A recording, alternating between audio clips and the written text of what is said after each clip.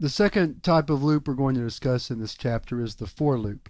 For loops are different than while loops in that for loops are always set up to run a specific number of times, unlike a while loop, which might be set up as an event-controlled loop and could run almost forever if the event that you're looking for never occurs.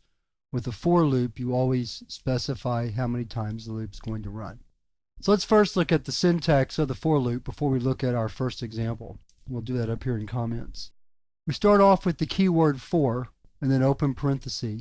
And then the next thing we do is we initialize a loop control variable.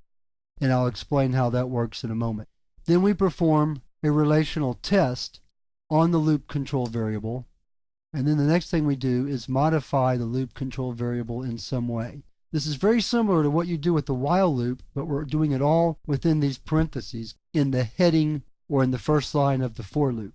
Then once you've finished that, then you just have a statement block, just like you would in any other loop, and then close out the loop.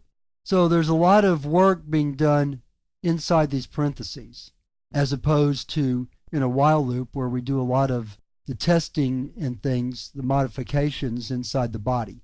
All right, so let's look at an example of a for loop. Let's start off with the simple one.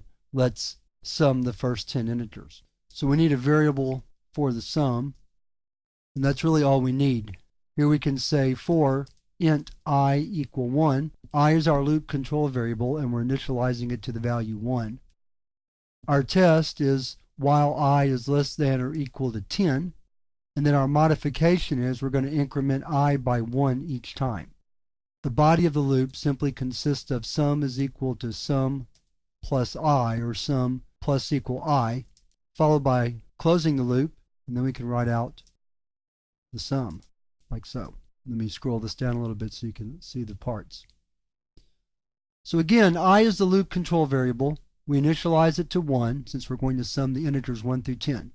Our relational test is I less than or equal to 10, so the loop is going to run while I has a value less than or equal to 10. And then to make sure we get to the point where the loop will stop, we increment I by 1 each time.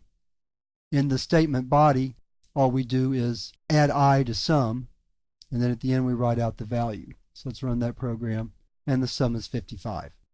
Quite simple.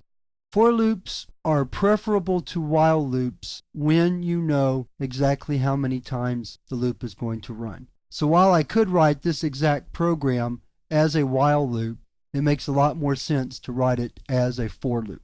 So that finishes up our introduction to the for loop. In the next lesson, we're going to look at some more advanced examples of using the for loop and some modifications we can make to the statement itself.